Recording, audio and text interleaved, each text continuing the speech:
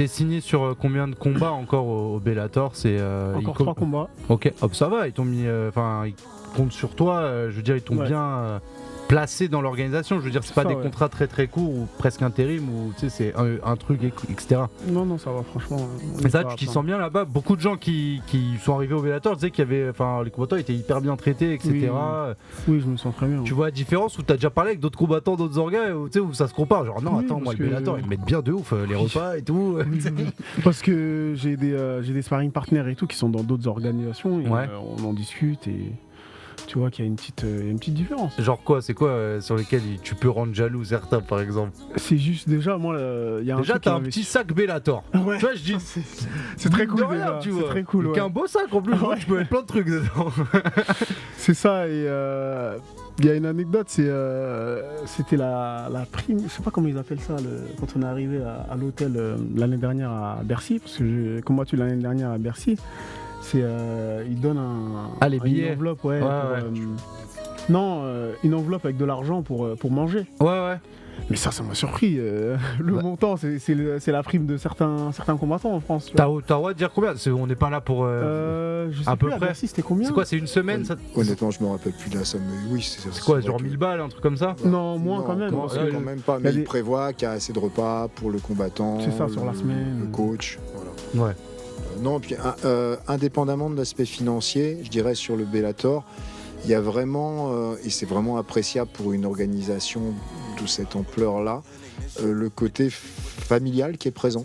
Ah ouais? C'est-à-dire Dominique Maranici, le responsable Bellator France, Paolo Boccotti, le responsable Bellator Europe. je crois, ouais. En fait, si tu veux, ils sont très facilement accessibles.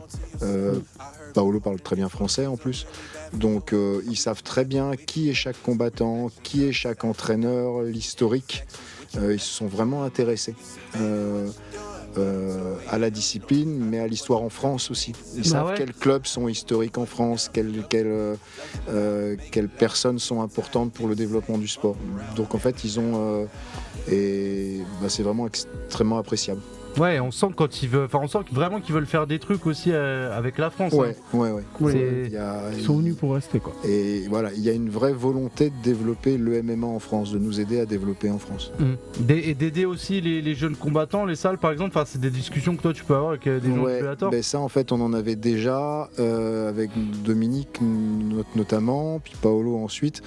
Il y a cette volonté de faire émerger les prospects en France. Ils sont vraiment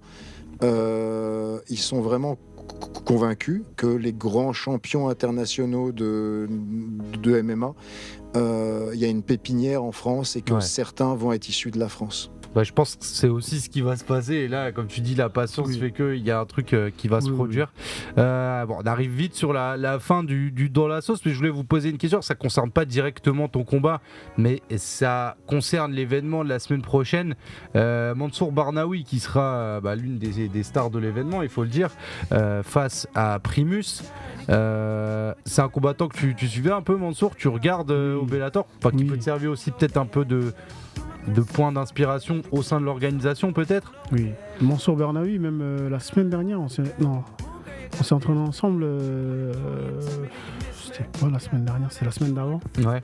Donc c'est un combattant que j'apprécie parce que très simple,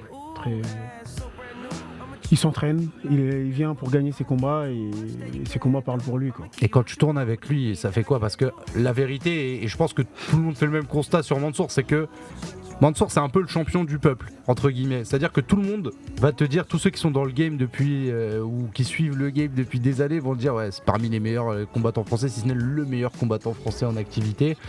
Pour autant, c'est un mec qui fait presque de l'anti-pub, parce qu'en fait, il parle jamais, il veut pas du tout se mettre en avant. C'est ses combats qui parlent pour lui avant toute chose.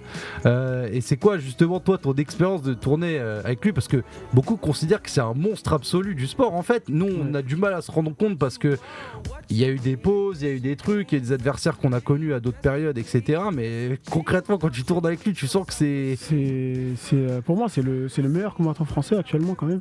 Ouais. Numéro 1, vu toutes les guerres qu'il a fait, toutes les ceintures qu'il a eues, tous les combats à l'étranger, parce qu'il allait dans des pays vraiment bourbiers et tout, en Russie, en truc. Donc au niveau de ses entraînements et tout, il est bon dans tous les domaines et surtout au sol. Ouais. Très très bon au T'as sol. fait souffrir Très au sol efficace. un peu? Oui, à l'entraînement on se fait souffrir tout ça. bah oui, j'imagine. Non, mais comme lui, en plus, c'est un gros spécialiste de c'est ça. c'est un vrai spécialiste, tu sens quand tu tournes avec. Voilà, t'as pas le droit à l'erreur.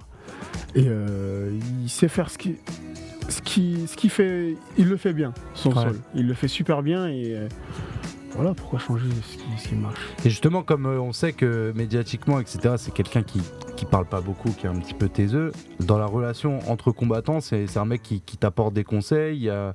Comment dire, il y a une... il parle pas beaucoup, tu vois. C'est vrai. Je vais voir si tu me montres vos conversations WhatsApp, il doit répondre, c'est que des OK.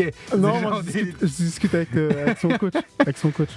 C'est lui qui m'a invité d'ailleurs, merci à eux pour l'invitation à leur salle. Et par rapport à ça et par rapport à ce qu'on voit un peu dans le Bellator. Il conseille quand même, parce qu'on s'est croisé à Bellator Milan, parce qu'il a combattu contre Piccolotti, ouais. Et on s'est croisés, il discute, parce que moi je voulais un peu partir à un moment à l'étranger pour m'entraîner et tout. Il m'a donné quelques conseils quand même. C'est parce que lui, ça fait partie intégrante de son parcours, quoi, de vraiment partir partout, essayer d'aller s'entraîner, de devenir le meilleur. Je pense que quand il apprécie la personne, il discute. Ouais. Tu penses qu'il peut aller chercher la ceinture de Nurmagomedov là au Bellator? Oui. Alors toi aussi, je te vois hocher la tête. En fait, parce que quand tu parles de Mansour, moi je crois, je sais pas si c'était le premier, mais en tout cas l'un de ses tout premiers, peut-être son premier combat, c'était contre un de mes élèves et donc c'était en pancrace en France à l'époque, le MMA n'était pas légalisé. Je rappelle, pancrace, c'était pas de percussion au sol. Et c'était en ring aussi à l'époque et en fait, je le connais depuis ses débuts, Mansour en fait.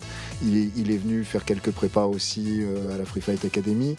Je connais le parcours depuis le début et donc c'est vraiment appréciable et ça doit vraiment être une source d'inspiration pour la génération de maintenant, je pense. C'est vraiment quelqu'un qui est pareil, un peu comme on disait. Alors, je n'ai jamais beaucoup échangé avec lui, on s'est croisés quelquefois avec son coach aussi, mais c'est un peu ce qu'on disait, tu sens sans parler que c'est quelqu'un. Il y a une régularité, il y a une rigueur incroyable, un travail, et que c'est de cette manière-là qu'il est devenu bon. Et très très simple aussi, d'où le fait que il fait pas il parle pas en fait, il s'entraîne, il combat, il gagne et c'est tout. Et moi je trouve qu'il n'y a rien de plus extraordinaire que ça, et c'est vraiment une source d'inspiration, je pense, pour la jeune génération de maintenant. Et c'est aussi quelqu'un qui est resté fidèle à son coach depuis le début, avec tout le succès qu'il a eu dans son petit club, avec très peu de sparring partners, et qui faisait le tour des salles pour trouver des sparring partners. Donc vraiment pour le coup, c'est un exemple aussi, je pense. Ouais.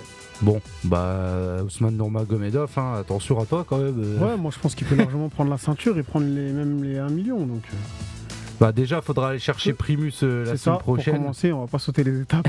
Ce sera l'un des clous du spectacle du Bellator à Paris dans la soirée du 12 mai à l'Accor Arena.